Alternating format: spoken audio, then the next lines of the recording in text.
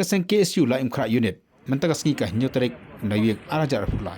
kala priang sobhai ke dikhat jangka KC Light Square kabade ka kunhun Roy Koya jangka skol Kiddies Corner nama ka jing job ku jongki yaki artli gi gold medal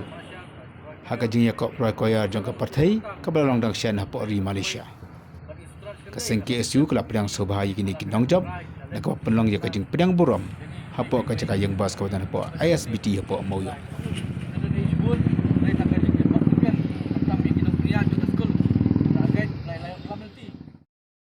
Laban kedua hang ni baka KC Lights kala job yaki artli ki jingya kop Roy Koya ke menengkong hak kategori nakam ta ki folklore margo ipat ke kategori kadi nakam ta ki jing rwa jo ki khana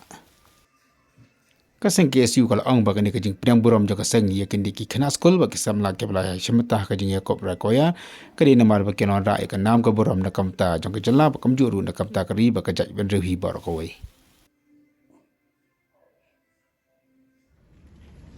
And with the final score of 86.83, Goal B goes to KC Light.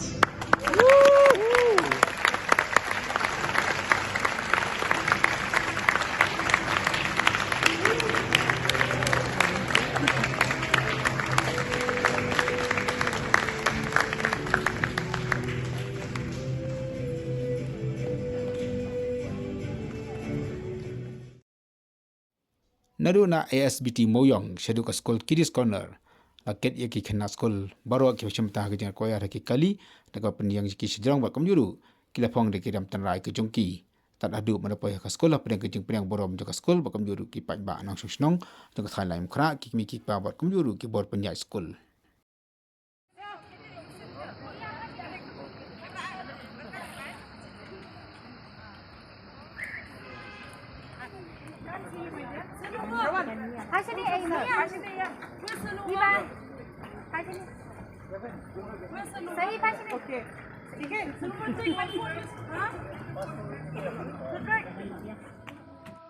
Hasyu aban mi na ASBT Moyong nak liang joki khana skol kila ai ka jing rai ka jongki ke bagia semata hapo Malaysia hapo ka jalam jong principal joka skol uba Brian Walang.